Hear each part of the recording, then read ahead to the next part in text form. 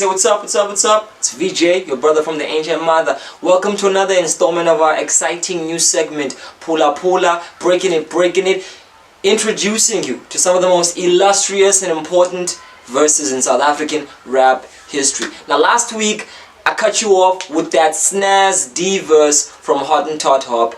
Epic narration from Snaz, who took us to the future and made us understand how Africanness and indigenous thinking can have a place in the projected possibilities of human thinking. Now, we're returning back to a place that's very familiar. And if there's anything we know about the location, it's that these configurations are labor reservation camps that people have been cramped in purely to become service to the mechanisms of capitalism. And what often happens in these places is that it ruminates a lot of anxiety and stress, and people use escapist methods like drugs and alcohol and sex to kind of make themselves feel better. This is a song that definitely has an easy place making its mark into the collective consciousness of a lot of township South Africans. I'll go as far as saying the collective conscious of South Africa in general. Teargas, another chance.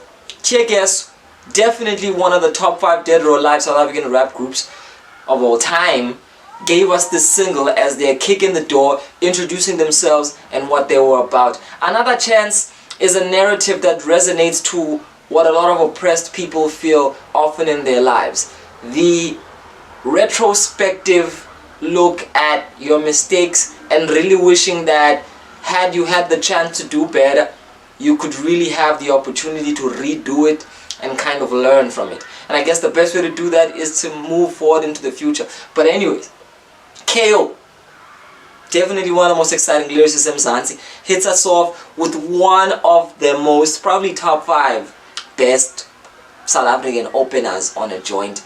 And I'm saying this off the bat, but it just feels like it floating there somewhere. So if anybody's disputing me, holla at me on the comment section. It's a conversation. Now, this verse is really for me a manifestation of 2 things: cadence and imagery. KO tells a story and he weaves it together, not only by painting a picture of what's going on around him, but he does it by adjusting the tonality of his voice in accordance to what the story demands. Every moment in life has a mood, and I think what makes this verse so incredible is that KO is able to take his voice to a place that suits the mood. And so to define what cadence means in general and simply for the headspaces out there, it simply means the technique of shifting and shaping your tonality in accordance to your rhythmic execution, what you want to achieve in the rhythmic output and expression of how you rap. And that has a very direct relationship with what you're saying, because if I say kicking MCs in the ass, that's a very matter-of-fact sentence. So if I say kicking MCs in the ass, there's no conviction. But if I say I'm kicking MCs in the ass, it can make it even more exciting. You know, the little pauses here and there make rap a beautiful and playful art form. So KO opens up, and you know what this thing says. It says, now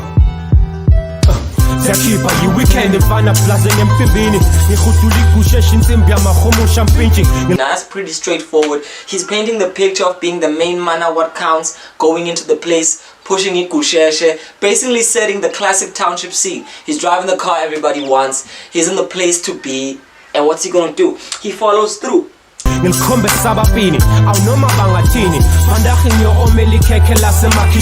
Township boy, Yobangena, he's going up to affluent places to show them what he's about. You know, we've had a lot of that feeling, that coming from where you are, you want to show people anywhere that you can go into a space and find your place. You can assert yourself in absolutely any environment, especially environments that you were told you couldn't fit in. So here, KO's attitude really represents a straightforward Kasi mentality of being aspirationally dedicated to being a omniscient and omnipotent in the best possible way, to be able to fit in most places and be in most places while at the very same time still being yourself. Now ain't that cool?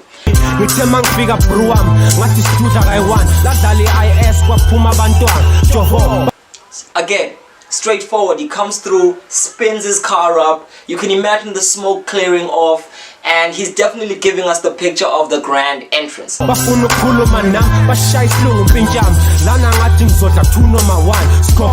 Typical dude. He's seeing all these posh suburban girls trying to holler at him, and he's like, I'm definitely gonna clap some cheeks here. Might even take home too. So this is basically your typical hyper masculine rapper floss braggadocio. We appreciate it, but I appreciate the fact that it's said with such art form.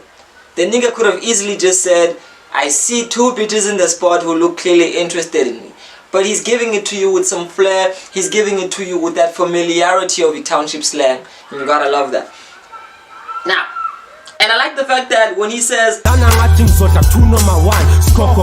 this coco and the pause between that is really, again, the cadence and this flow is so important. He doesn't just tell the story straightforward. He's not just narrating. He's using the words to set the tone of the moment. He's telling you when to stop.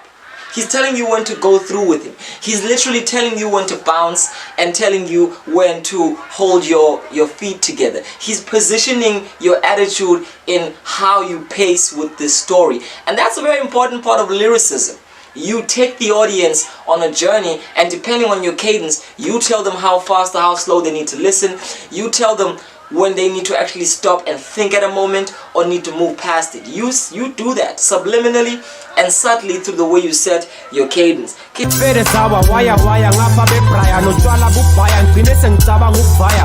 Again, setting the scene.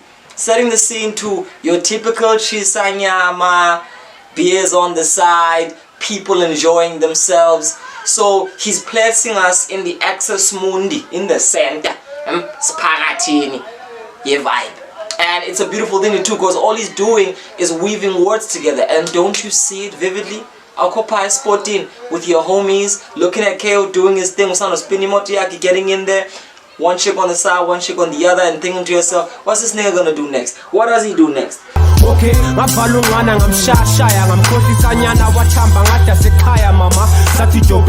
so again, he's now serious about who he wants to go home with, and he's about to make his exit.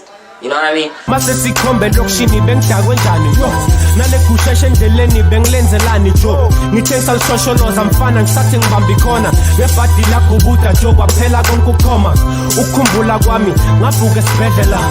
And it wasn't funny. So now he's painting the scene out for you, that he's out there fast pacing and he couldn't really control the car, and all of a sudden it's crash and burn, baby. And before you know it, the next thing he sees, he's in the hospital, and all of the ambience of happiness has kind of gone down to a residue of shock and followed by regret. And what does he say?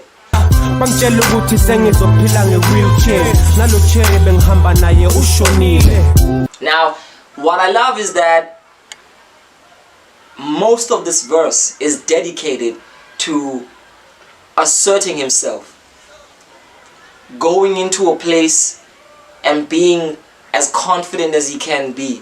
And he paints out that scene for you so vividly.